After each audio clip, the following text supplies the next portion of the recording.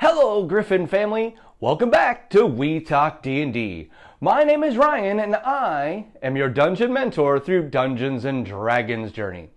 If you're looking for ideas to engage and inspire you, both as players and dungeon masters, you're in the right place. Our goal is to hit 1,000 subscribers before the end of the year. Your one subscribe button press could help a wonderful pupper eat more snacks because his daddy's YouTube channel got monetized. Will you help little Chewy today by hitting the subscribe button? Thanks. All right, let's go.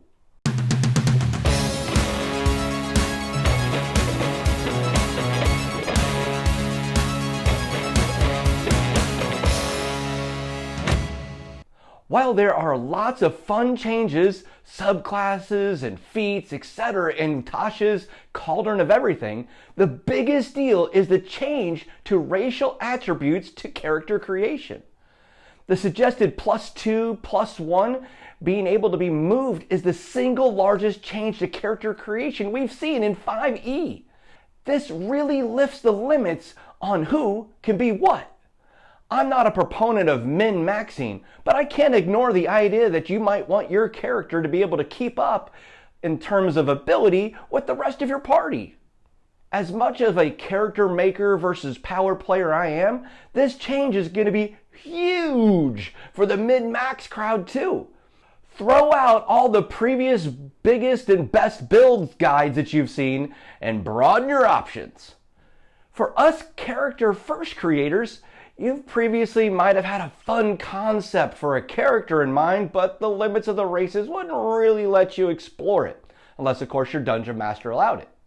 My guess is that most DMs are pretty accommodating to the design ideas, but things like D&D Beyond, Fantasy Grounds, Roll20, and Foundry are such integral parts of how we play now that the idea of jumping in and making changes oftentimes guides us in the way that we make character concepts.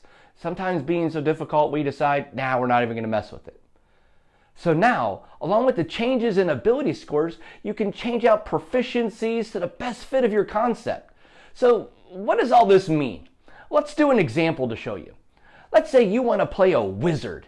You've got some backstory ideas, but you want to get your intelligence as high as possible because you know that's important for a wizard.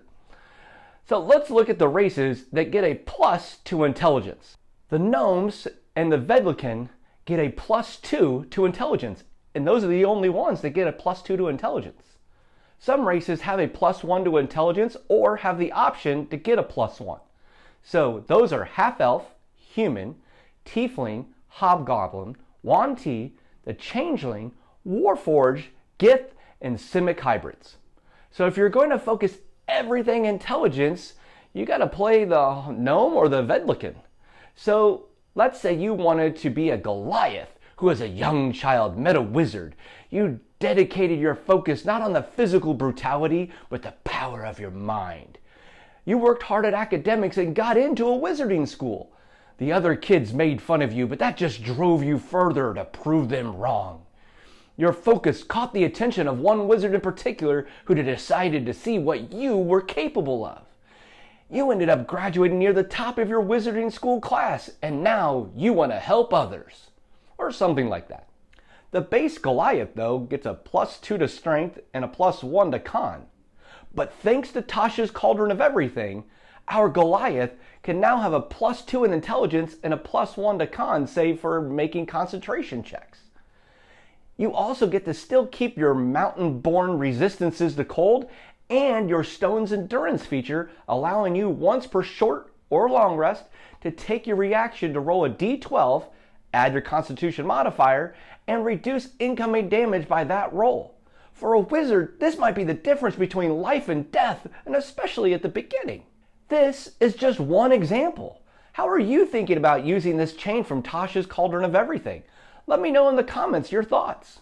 Check out this next video for more inspiration.